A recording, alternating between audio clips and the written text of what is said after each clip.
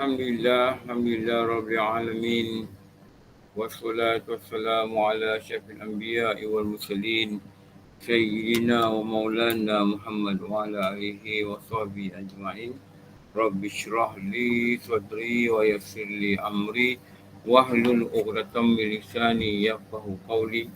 Subhanaka la ilma lana illa ma 'allamtana innaka antal alimul hakim. La haula wa la quwata illa billahil aliyyil azim. La haula wa la quwata illa billahil aliyyil azim. La haula wa la quwata illa billahil aliyyil azim. Okey, alhamdulillah. Jumpa lagi kelas mingguan kita. Ini anjuran dan Kementerian Kerja Raya. Baca Perjalanan Menuju Allah. Karangan ulama' hebat. Imam Haddad. Imam Al-Habib Abdullah bin Alawi Al-Haddad. Sekarang ni sampai kepada muka surat 29.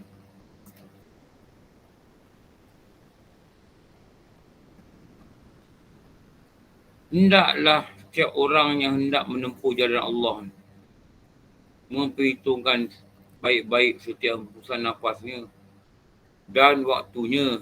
Yang ni kita berhenti ni. Betul? Sehingga ia tidak menghapuskan nafasnya dan membuang waktu sia-sia agar ia selalu mendapat untung. Ni. Ni. Sambung sini.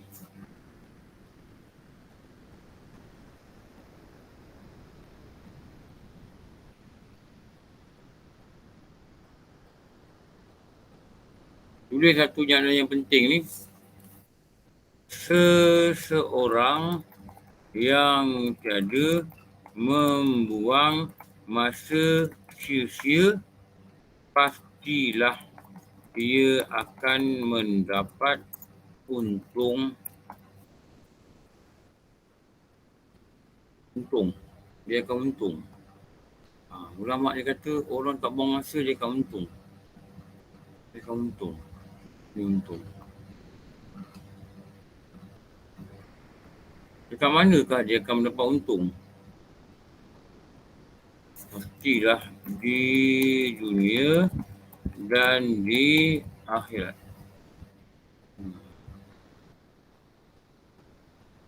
Hendaklah setiap orang yang menempuh jalan menuju Allah. Dia ulang lagi. Diulang banyak kali. Ni.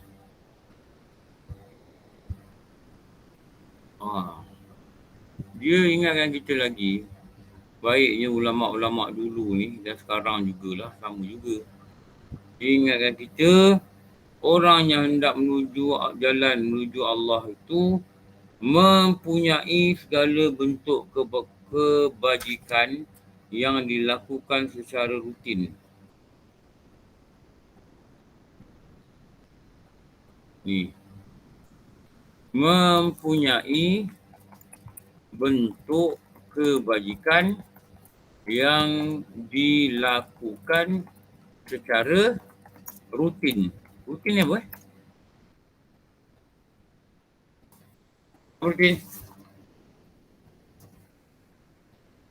Tetap, Ustaz.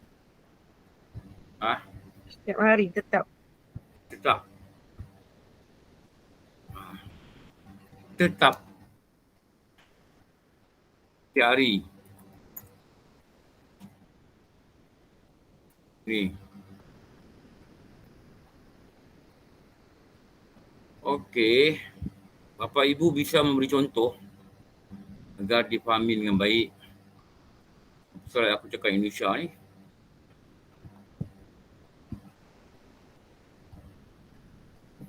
Apakah contoh yang bisa kita buat?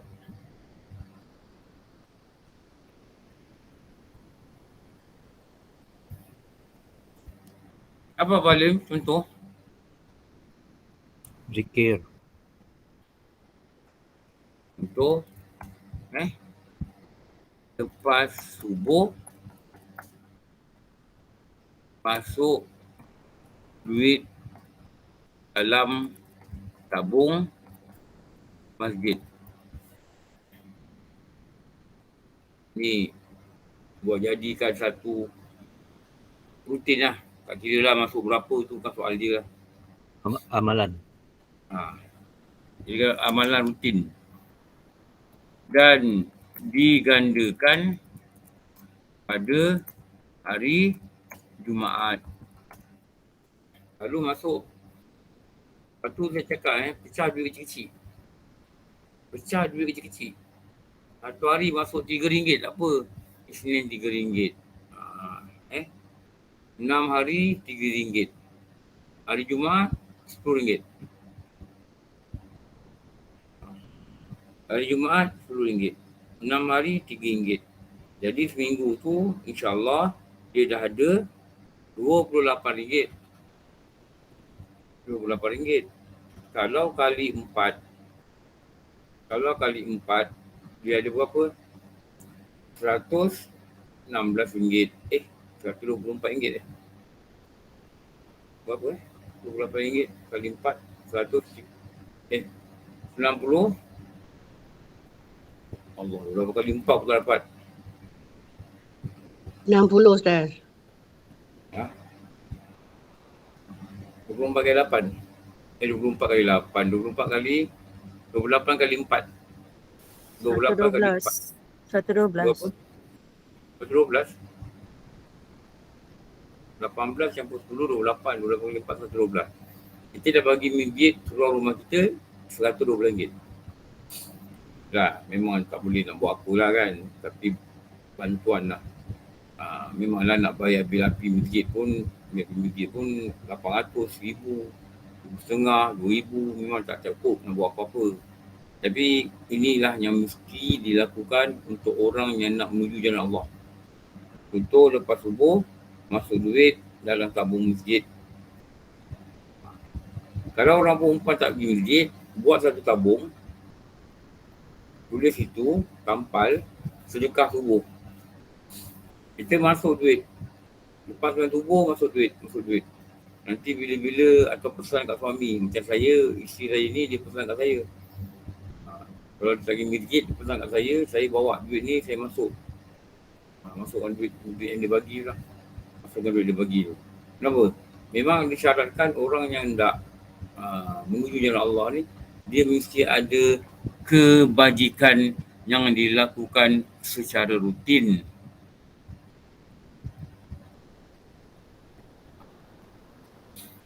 Atau sedekah makanan setiap minggu. Apa dia? Contoh, lepas kuliah subuh. Kalau ada orang inilah kita atau contoh lagi lepas baca Yasin.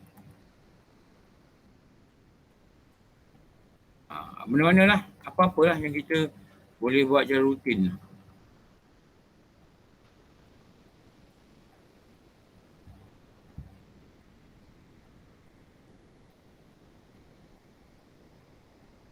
Apa lagi yang kita boleh fikirkan secara rutin?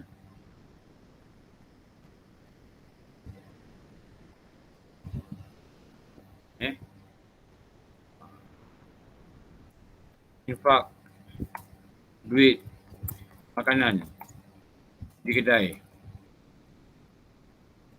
belanja orang makan.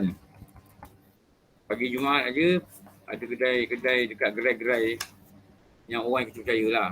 Orang kita percaya lah. Mesti kita buat pada orang percaya. Orang tak percaya macam mana pula. Kita bagi dia 200. Ketika hari Jumaat bagi 200. Siapa ambil makanan akak tolak duit 200 ni. Atau kalau kita nak, kalau dia sanggup buat lah, ambil buku 35.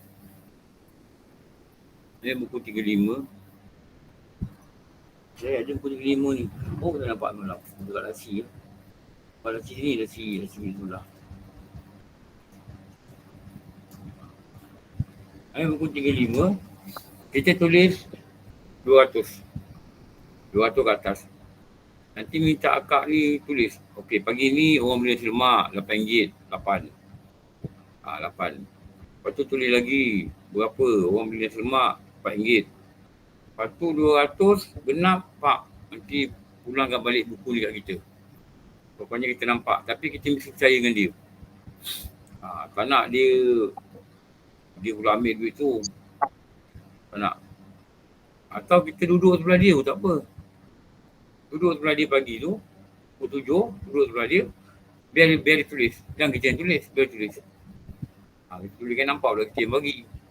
Dan tulis. Dulu kat sini lepas Jumaat, ada 45 orang berniaga tau. Lepas tu kecoh lah, bergaduh-gaduh tempat. Jadi, diorang tak boleh berniaga dah. Bergaduh, bergaduh tempat. Jadi orang ramai lepas Jumaat. Bergaduh tempat. Dulu ada. Dia semain Jumaat habis, dia tarik kita. Haji, berapa orang ada kat rumah? 3 orang, dia bagi nasi. Dia bagi nasi 3. Berapa orang dekat rumah? 4, dia bagi nasi 4. Jadi orang yang tak tarik tu, orang tu yang dia bagi duit tu. Dia bagi duit. Dulu ada nasi apa macam nasi Arab lah. Nasi Arab orang Melayu buat. Setiap minggu dia bagi. Dia bagi. Dia katanya saya dengar dia sponsor dalam RM500. RM500 ni kalau nasi Arab ni tak banyak dapat lah. Banyak dapat. Mungkin dapat dalam 25 bungkus ke berapa ke. 20-30 bungkus ke dia ambil lah. Itu nama dia kebajikan secara rutin. Atau kita beli pisang. Dulu abang ipar saya, dia pernah buat benda gini lah. Dulu dia berniaga, sekarang dia dapat encik lah. Dia siapa nak sedekah pisang, pay in dekat dia, tidur berapa, nanti dia akan hantar pisang tu di mirip-mirip berdekatan lah. Dulu dia larang buat. Dia beli pisang 1 minggu ni macam 200 kilo dia beli dekat pasar burung. Lepas tu dia agi-agi lah. Agi-agi kan. Agi-agi kan untuk apa? Agi-agi kan untuk hantar pada orang lain. Boleh dia kerja begitu. Kak Asnah, tutup mic Kak Asnah. Saya tak tahulah, ada orang tak tahu kita pergi Batam. Ada beberapa orang WhatsApp saya, Ustaz saya tak boleh masuk link. Memang kalau masuk link, saya tak ada kelas. Tak ada kelas. Mungkin dia tak ada dalam grup daurah pun. Saya tak ada lah umum bersama grup ni, kita tak ada kelas. Jadi kalau klik-klik tak dapat, tanyakan kawan lain. Tapi kalau tak pernah datang daurah, alhamdulillah. Memang tak tahu cerita lah. Kita buat. Tak tahu aktiviti. Contoh ni banyak benda rutin yang kita boleh buat. Ni. Infak makanan bagi dekat ni. Atau kenali keluarga susah dan infak makanan setiap bulan. Cara rutin. Rutin ni konsisten. Atau saya tunjuk saya bagi jalan lah. Saya bagi cara nak buat. Nak buat tak buat itu soal lain lah. Tahu tak apa MyTMB? Tahu tak software MyTMB? Kita boleh bayar bil pakai MyTMB. Jadi kita ambil bil surau tu, yang surau yang kita nak tolong, bukan nak bayar tu semua. Mungkin kita tak mampu bayar semua.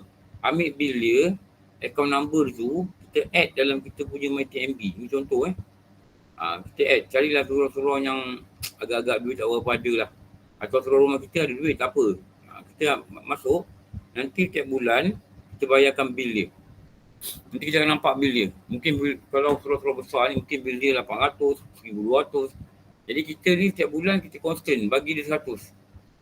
Bayar kat bil tu, bayarkan RM100. Setiap bulan bayar 100, bayar 100. Atau ambil bil air dia, masuk dalam apa?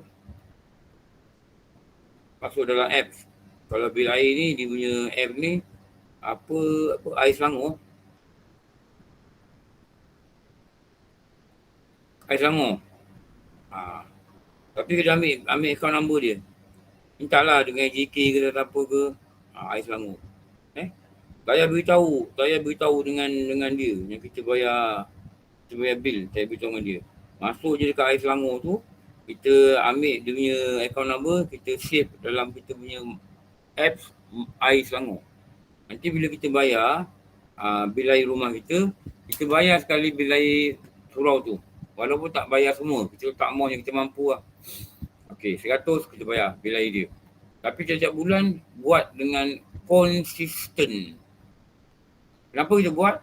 Itulah kaedah perjalanan yang disuruh untuk kita lalui jika kita hendak menuju kepada Allah.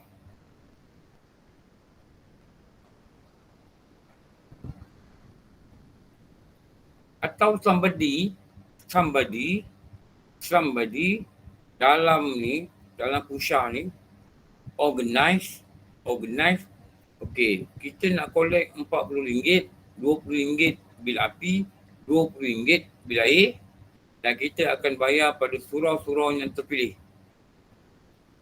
Kalau 100 orang, keluar RM20 untuk api, RM10 untuk air kata somebody organize untuk collect. Dan orang ni mesti kita percaya. Bila dia bayar, nanti dia akan tunjuk receipt pada kawan-kawan yang masuk dalam grup. Kita ambil lah surau yang kita rasa dia punya kewangan ni agak, saya tahulah surau ni, kewangan dia agak negatif lah. Walaupun surau dia besar, tapi penduduk dia tak berapa nak memberi lah, mungkin gitu kot. Atau orang tak ramai, jemaah tak ramai, tapi surau besar. Surau besar menyebabkan kuliah pun banyak, menyebabkan banyaan ni banyak. Saya adalah beberapa surau cakap, ustaz, dia cakap dengan semua ustaz lah yang ngajar, kami akan kurangkan ustaz-ustaz punya allowance banyak RM20 kerana duit surau selalu negatif, macam-macam lah saya tengok. Jadi orang-orang ni lah yang kita boleh bantulah. Atau surau yang dah daif lah. Kalau dekat Banting tu banyak surau yang dah daif, surau yang daif. Jadi kita collect, katakanlah bulan ni kita dapat collect berapa? 300. Kita bayarkan duit air dia. Kalau duit air ni tak mahal berbandingkan duit api. Duit api yang mahal ni. Tapi somebody nak kena organize. Dan dia kena, bukan orang tak percaya dengan dia, tapi untuk proper, dia kena bayar dan dia tunjukkan receipt yang dia bayar. Boleh juga buat gitu. Kita buat cara jemaah. Mungkin kita lebih konsisten. Lebih konsisten. Jadi kenapa? Mestilah orang yang nak pergi jalan Allah ni, dia mesti buat sesuatu kebajikan secara rutin. Setiap bulan, masuk duit dekat tabung tu. Setiap bulan, masuk duit dekat tabung tu, tak apalah masuk RM10 per orang, tak apa. Jadi kita ambil duit tu, mungkin kita ada 10 orang yang nak masuk ambil bahagian. 10 orang, dapat 100, kita bayar bil air. Kelas saya, dekat Reko, kelas Isyak kan, 4 kali sebulan. Dulu ramai lah, dulu ada 30 orang lah. Dan sejak PKP ni, saya kira yang datang kadang-kadang 3 orang, 4 orang, perempuan seorang, tinggal 4 orang dah. Lain semua dah sakit. Dan lain semua ada yang tak sakit tapi dia tak datang. Saya tak tahu kenapa dia tak datang lah. Ada 4 orang dah pindah. Ada 2 orang lagi dah tak larat nak lepas Isyak tidur. Dia kata, Ustaz saya tak boleh berkelas lah. Balik Isyak saya makan ubat dia tidur.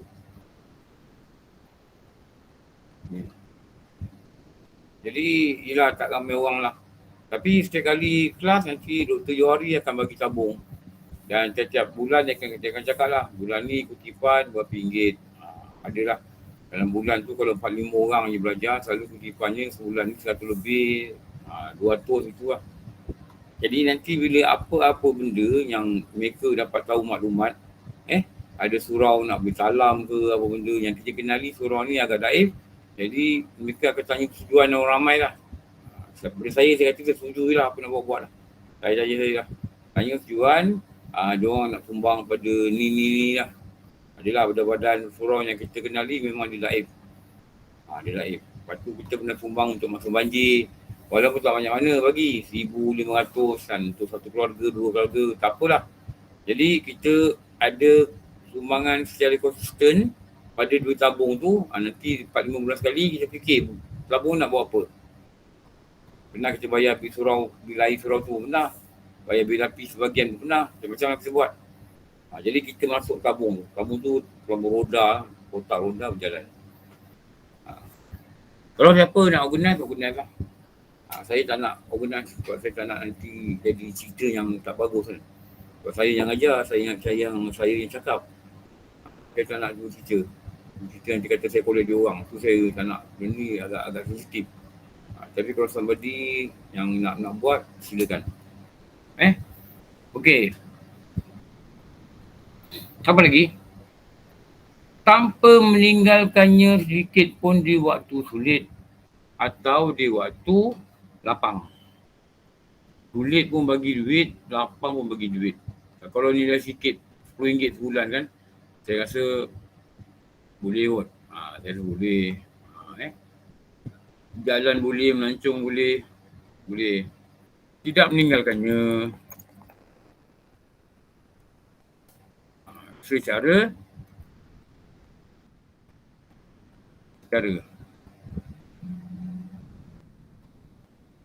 sama ada di waktu lapang. Lapang ni maksudnya punya kemampuan. Atau di waktu sulit. Maybe bulan tu nampak sempit sikit lah. Nampak tak berapa ada duit. Bagi jugalah. Lepas tu nak kena bagi nilai kecil lah. Kalau nilai besar mungkin ada masa kita tak boleh nak buat. Saya nak buat. Okey. Kenapa? Inilah kaedah dia.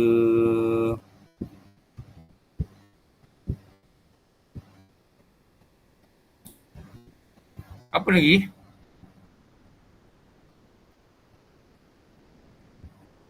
Ulama ni ajar kita ni membaca Quran ni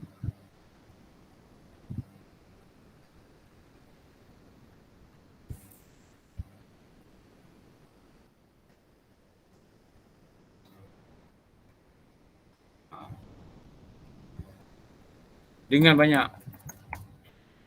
Saya baca tapi tak banyak. Secara pelan-pelan. Baca Quran jangan laju. Pelan-pelan. Dan meresapi akan kandungannya. Kalau kita baca Innallaha Ghafurur Rahim, kita resap hati kita, Allah ni pengampun, Allah ni pengasih, rasa nanti. Innallaha yuhibbut tawwabin, rasa nanti. Allah ni sayang pada orang taubat. Yuhibbul mutatahhirin, Allah ni sayang orang yang sentiasa suci, sentiasa ada wuduk, sentiasa bersihkan hati dia. Resapkan perasaan tu dalam hati. Jadi kenapa? Inilah kaedah yang diajar. Ini yang kaedah diajar. Dan buatlah secara konsisten. Apa nama dia konsisten? Kalau tak buat secara konsisten, tak adalah kesan. Kuranglah kesan. Hendaklah sentiasa selalu mengagungkan Allah ketika baca Quran. Dan agungkan Allah. Rasa hebat Allah ketika baca Quran. Kalau baca begitu-begitu saja tak rasa ni, kuranglah kesan.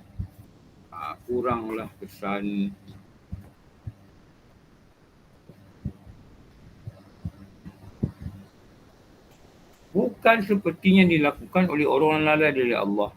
Baca Quran pun lalai juga. Dengan suara keras. Baca kuat-kuat. Suara keras. Lidah yang fasih. Baca tajwid memang bagus.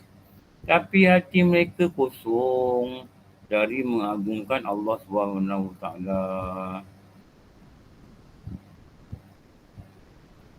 Baca banyak, cepat, tapi tak rasa dalam hati. Dia suruh baca pelan-pelan dan rasai hati. Rasai hati. Itu lebih baiklah. Tapi kalau baca banyak, rasai hati, itulah yang terbaik. Jangan bagi alasan baca sikit kenapa. Dah baca fikir malas. Fikir kenapa? Nak baca pelan-pelan, resapi, nanti.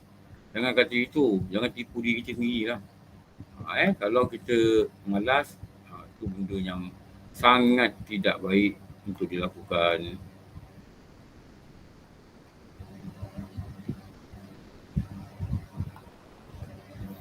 Okey, dah saling belum? Sudah. Dah Ustaz. Dah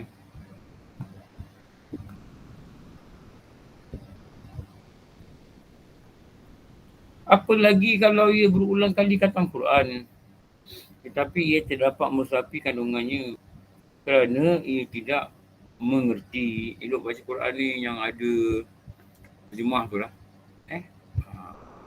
Kalau terjemah tu baca dalam handphone pun tak apa juga, tak ada masalah.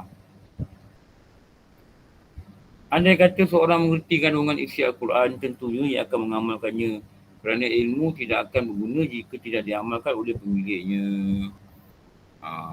Baca Quran ni macam ilmu lah. Ulama dia kata macam ilmu, baca-baca ni akan ilmu. Tapi disuruh kita untuk mengamalkannya. Kalau tidak guna-guna. Jika seseorang mengerti kandungan Al-Quran dan dia tidak mengamalkannya, maka ia tidak berbeza dengan orang-orang bodoh sehingga Quran akan menghujat diri dia. Menghujat ni apa? Menghina diri dia. Tidak membela dia di sisi Allah SWT. Dia suruh sampai peringkat ni lah. Baca memang ada pahala. Tak faham makna pun ada pahala. Tapi kalau nak jadi orang yang berjalan menuju Allah, mestilah baca dengan keadaan faham. Faham makna lebih kurang pun tak apalah.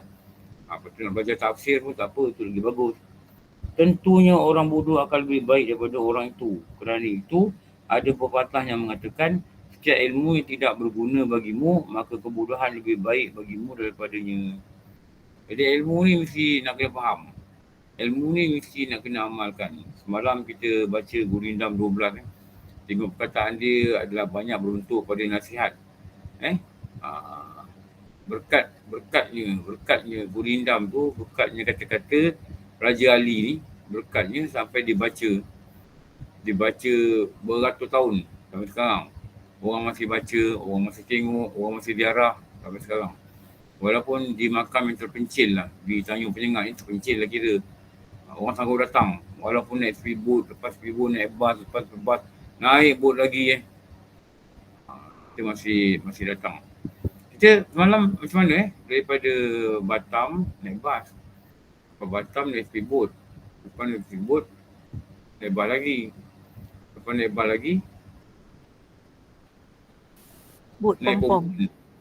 pompon lah. Maknanya, tapi masa balik tu naik apa Balik tu kita naik pompon. Naik pompon Naik bas kita kecil. Naik bas kecil. naik bas. Lepas naik bas, kita naik. Balik kita naik speedboat tak? Naik speedboat pula.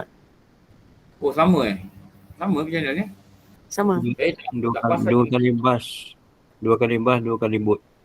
2 kali bas, 2 kali bot 2 bas, 2 bot. 1 speedboat, 1 pompon kan. 4 kali bas, 4 kali bot ulang alik. Yelah, betul.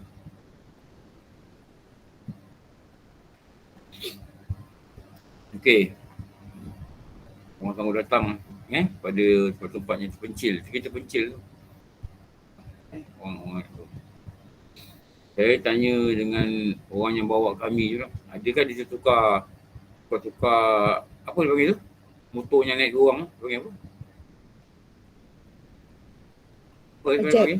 Projek. Ojek. Ojek. Saya tanya pakcik ojek tu, pakcik kerja apa? Dia kata, saya kalau tak bawa ni, saya nelayan lah. Saya ke laut. Untuk ambil ikan lah. Kalau ada macam ni, saya tak boleh ke laut. Dia kata bukan selalu lah, jarang sangat. Orang datang dalam jumlah yang banyak lah. Sini jumlah yang banyak. Jadi kami ojek ni, kami keluar semua ojek ni untuk bawa tamu ni bawa pergi lah. Jadi pelancong tu akan bayar pada mereka lah. Tapi dia kata bukan selalu lah, jarang sangat. Jarang orang nak pergi Penyengat ni, jarang. Sebab dia tak ada apa yang untuk di shopping-shoppingkan lah. Cuma merasai suasana kampung dan menziarah makam ulama. Menziarah makam ulama. Maksudnya kalau kita pergi, mana-mana berjalan, kalau dapat makan ulama, kita diarah lah. Dapat sekolah agama, kita diarah lah. Tu kalau kita datang untuk shopping saja, rasanya tak berapa ada manfaat. Tak manfaat. Ada ruang kita berkuliah, lah. Supaya kita dapat ilmu. Okey. Setiap ilmu yang tidak berguna baginya, ni. Dia kata apa? Memahami dan mengamalkannya.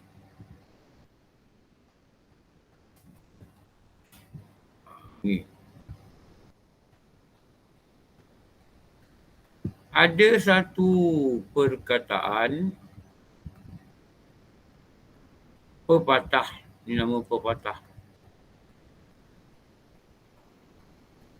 Setiap ilmu yang tidak berguna bagimu, inilah kita kata ni.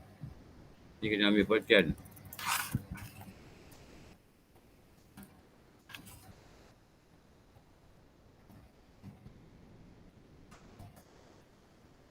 Ni.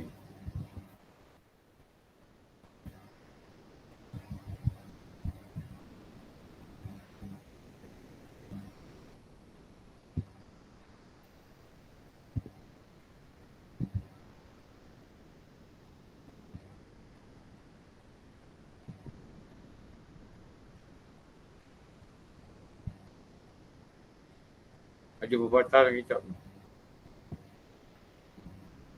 Mana wo? Tak nampak wo? Ada seminar Ustaz di pagi tadi, belum balik lagi. Seminar apa? Seminar di Putrajaya, seminar korban. Putrajaya.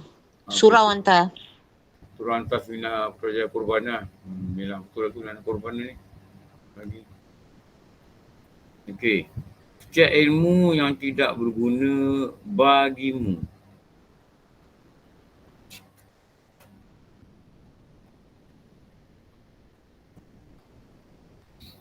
Maka kebodohan lebih baik bagimu daripadanya. Itu lebih baik bagimu daripadanya. Ini tu ilmu. Tulis daripada ilmu. Baik kau cari ilmu lebih bagus lah. Daripada ilmu ni tak ada guna kat kau. Kata Imam Syafi'i, saya tengok ni masa pergi ke mana Padang. Sampai je, pergi Minangkabau. Pergi Padang lah. Dengan pergi dengan KKR. Sampai je landing kat airport, kita pergi Dayah. Dayah ni pondok lah, pondok. Sana orang panggil sana Dayah. Kita sampai je airport, selamat datang ke tanah, ke apa? Ranah Minang. Ranah Minangkabau. Jadi Muntada bawa kita pada guide tu, dia bawa kita pergi satu pondok lah. Pondok tu ada budak-budak pelajar lah. Sekolah pondok moden lah, 2 tingkat, 3 tingkat. Dekat itu, dekat pejabat kantor tu, pejabat yang macam pejabat guru besar. Depan tu ditulis kat dinding. Apa? Ilmu ini bukan apa yang kau hafalkan, tetapi ialah apa yang kau amalkan. Bukan hafal. Bukan hafal. Tapi dah kena hafal lagi bagus lah. Tapi bukan berdasar kau hafal. Tapi berdasar apa kau amal. Berdasar apa yang kita amal. Jadi ilmu ini bukan berdasarkan apa yang kau hafalkan, tetapi apa yang kau amalkan. Ini adalah tulisan daripada Imam Syafi'i. Perkataan yang diambil daripada Imam Syafi'i. Ada lagi satu yang saya baca. Alam takambang menjadi guru. Alam takambang menjadi guru. Ni bahasa Minang lah. Alam ni berkembang, takambang ni berkembang untuk kita ambil dia sebagai guru kita. Itu yang dikatakan melihat sekeliling dan mengambil akan iktibar. Itu adalah perkara nombor 4 yang saya cakap dalam bahas malam. 4 perkara untuk kita ambil. Kalau nak jadi baik, nak berubah, mesti ambil 4 perkara. Satu, berguru dengan guru mursyid, sahabat dengan orang baik. Tiga, apa? Mendengar kata musuh dan mengambil pelajaran. Dengar kata musuh dan baiki. Kalau musuh kata, orang yang kita rasa kita bergaduh dengan dia, dia kata kau ni gini lah. Jadi kita ambil peringatan. Betul ke ni? Kena ambil, jangan nafikan dulu. Ambil, check. Betul lah. Kalau betul kita baiki lah. Sebab apa? Imam Ghazali kata, engkau akan mendengar kekurangan dirimu hanya pada orang yang tidak menyukaimu. Orang yang bergaduh dengan kita, orang yang begini yang kita, dia akan cakap itu semua tu. Takkan kita dengar daripada kaum baik kita. Kaum baik kita akan puji kita. Dan nombor 4, dia kata, tu yang dikatakan alam terkambang menjadi guru. Itu ulama kata, alam ni adalah guru yang bisu yang sedia mendidikmu. Guru yang bisu. Dia tak cakap. Dia tak cakap. Kita tengok orang-orang miskin kat Indonesia, bila jual benda-benda kecil-kecil ni, kadang aurat pun tak tutup. Kadang kesian. Takkan miskin. Tu dia orang miskin. Kalau tak miskin, takkan dia arak-arak anak lagi kan. Dia miskin. Dah lah kat dunia miskin, tapi tak ikut syariat. Kat akhirat nanti lagi miskin. Lepas tu kita ambil pengajaran lah.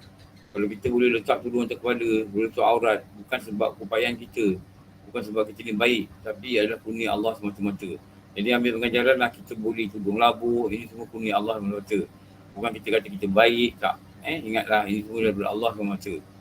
Jangan mengatakan kita bukan, tapi adalah kurnia Allah. Kita hanya ada rasa mahu, ada rasa hendak, atas pahaman ilmu yang kita dapat, kita hendak buat taat. Tapi izin buat taat ni walaupun seculas, walaupun sikit, semuanya atas izin Allah Ta'ala semata-mata. Kita faham itu. Kita faham itu. Jadi yang belajar ilmu ni, yang eloknya kita amalkan. Eloknya kita amalkan lah. Apa yang kita faham, kita buat.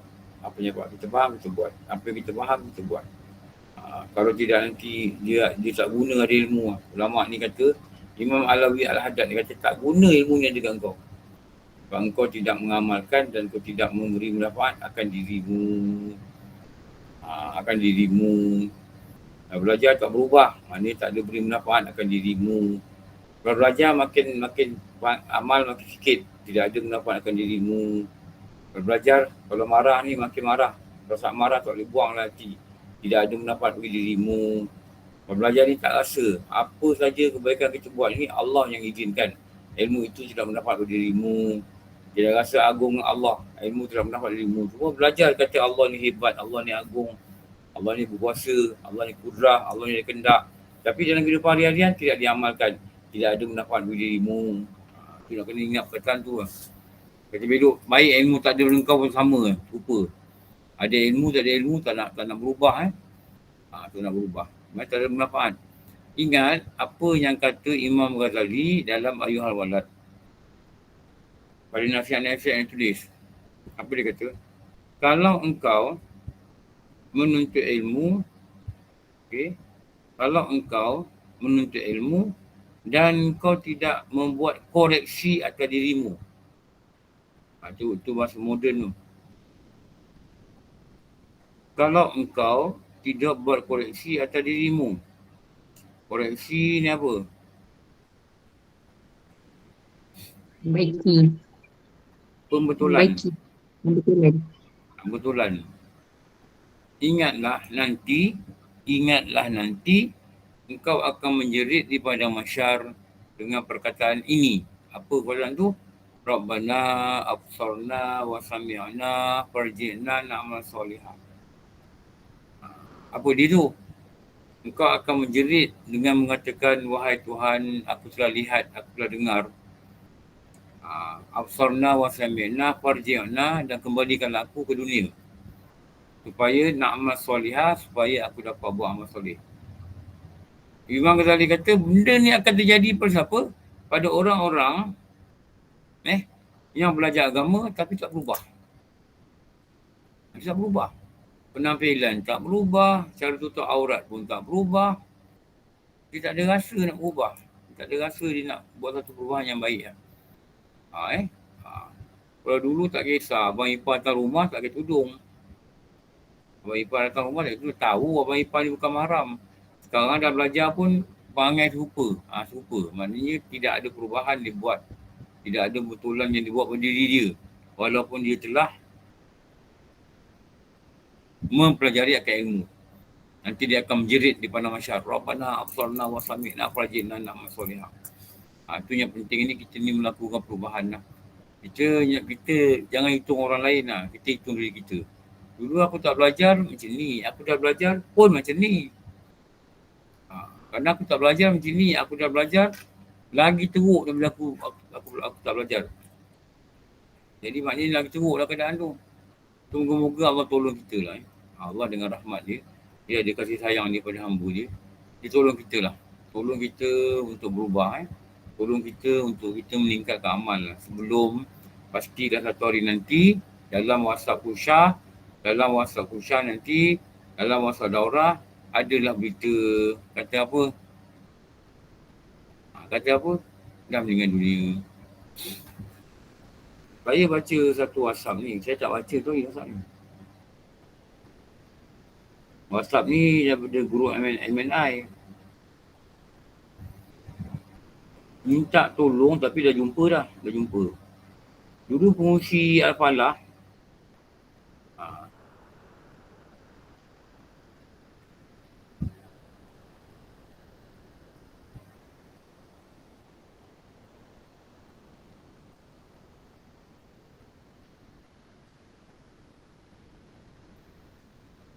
Dulu pengurusi Al-Falah.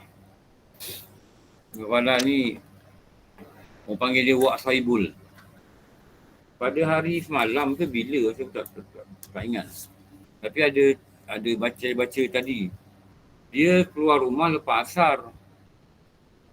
Tapi saya tak tahu gimana naik motor apa sebab rumah dia dekat dengan surau tu.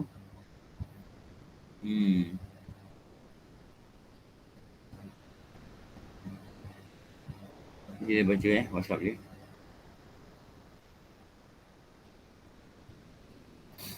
Minta bantuan menjaki Haji Saibul Ghani, 70 tahun. Belum pulang ke rumah di Taman Kota Ceras. Haji Sani mana dalam ni? Kali terakhir keluar rumah menaiki motosikal jenis Honda.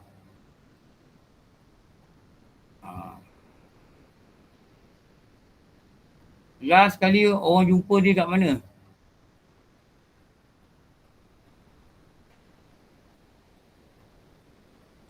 Orang jumpa dia dekat Balai Polis Sungai Pelik. Sungai Pelik kat mana Jauh lah Sungai Pelik. Orang jumpa dia Sungai Pelik tau, Sungai Pelik kat mana?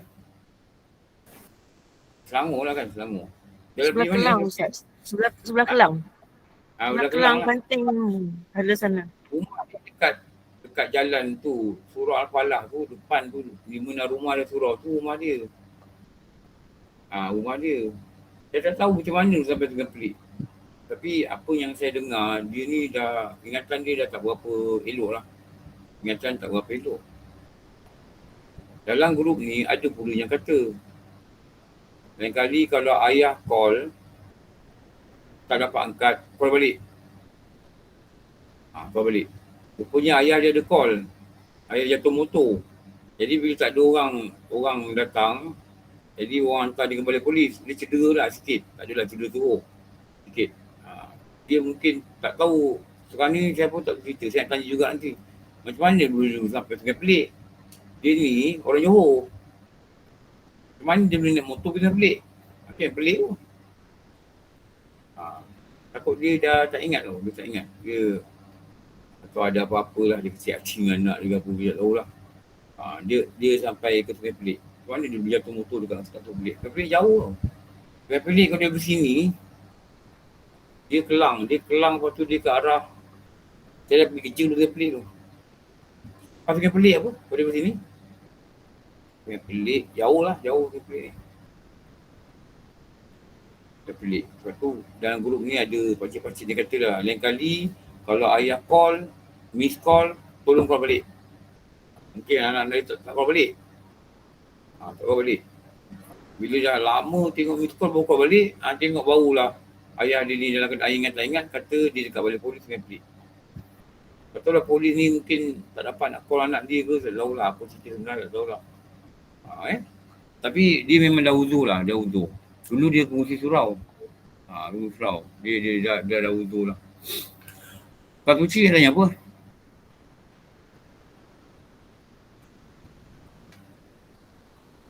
Ni orang dia. Tak nampak. Nampak. Ina tak nampak. Ini lah orang dia, orang yang ini. Haji Sohaibul Ghani. Tak tahu lah apa macam mana di sana nanti dia nak lagi juga. Macam mana sampai sana. Kerana itu hendaklah setiap orang yang hendak menempuh jalan menuju Allah. Nampak dia ulang perkataan ni pada setiap paragraf. Rajin bertahajud. Ni.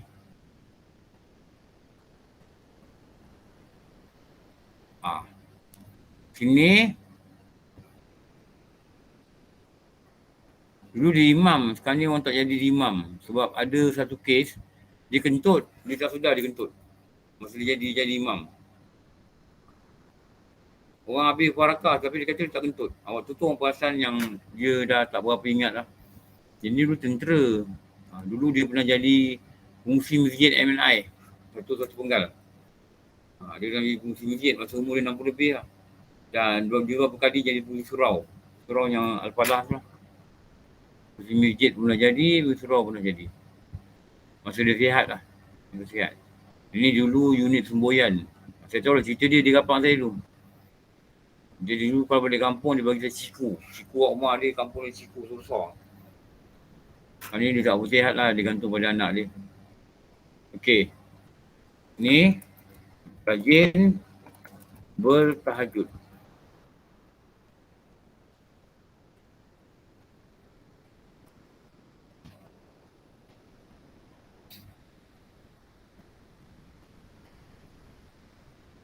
Kerana solat di waktu malam hari adalah waktu yang tidak ada kegiatan apapun antara seorang dengan sesamanya.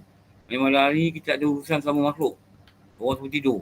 Sehingga ia dapat memfokuskan ibadahnya kepada Allah dengan rendah hati dan minta ampun. Solat tahajud dengan rendah hati.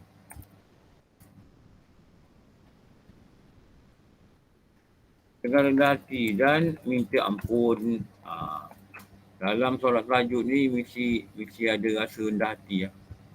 Rasa kita ni hina, kita ni lemah, kita ni harap tangan Allah. Dan dalam pada tu kita minta ampun. Lepas tu jangan bangun lewat lah. Cubalah bangun sebelum subuh. Berdoalah engkau kepada Allah dengan perasaan rendah diri dan butuh. Butuh ni apa? Butuh ni maksud apa? Ni Indonesia ni. Apa yang butuh? Ikhlas. Kan? Perlu. Memerlukan Allah. Mohon ampun dengan mohon ampun. Doa dengan perasaan sangat memerlukan Allah. Butuh ni memerlukan.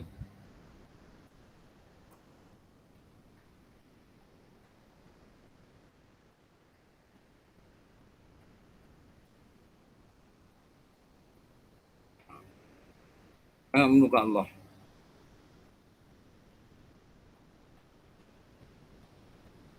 Jangan engkau lupakan ibadah malam hari walaupun saat.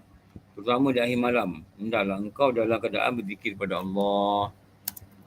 Dan berzikir. Malam ni bangun berzikir. Saya dah cakap dalam bahasa lagi dah. Mana-mana guru-guru sebut. Guru sebut. Apa dia kata? Bacalah yang saya sebut tu lah. Subhanallah wa bihamdihi. Subhanallahil azim. Bacalah 100 kali. Subhanallah bihamdihi, subhanallahil azim, astaghfirullah. Baca 100 kali di malam hari. Moga-moga Allah Ta'ala akan mempermudahkan, akan mempercukupi segala urusan kita. Ini yang guru-guru ajar. Baca tiap-tiap malam sebelum subuh. Baca tengah-tengah malam tu sebelum subuh. Kalau azan ni pukul 6, 5.45 tu dah boleh stop lah sembahyang. Tumpukan pada zikir yang saya cakap tadi lah. Okey. Nanti sambung. Tanda. Pasal yang ketujuh. InsyaAllah. Semoga dia beri kita istiqamah untuk adil lah sampai ke kata kitab. Nanti kalau kata kitab, bincanglah balik KKR, nak sambung ke macam mana ke, tak apa nak pakai. Mudah-mudahan gitulah. Dia beri kita istiqamah dalam beramal dan diampunkan kita atas sebab usaha kita. Duduklah majlis ilmu. Alhamdulillah Rabbil Alamin. Wassalamualaikum ala syafi'il anbiya wal mursalin wa ala alihi wa sahbihi ajma'in. Rabbana atina fid dunya hasanah wa fil akhirati hasanah wa qina adzabannar. Sallallahu ala sayyidina Muhammad wa ala alihi wa sahbihi wa baraka wasallam. Alhamdulillah Rabbil Alamin. Apa maaf semua? Wa bi'allahu alam. Assalamualaikum warahmatullahi wabarakatuh. Waalaikumsalam. Waalaikumsalam. Terima kasih Ustaz. Terima kasih. Terima kasih, Ustaz.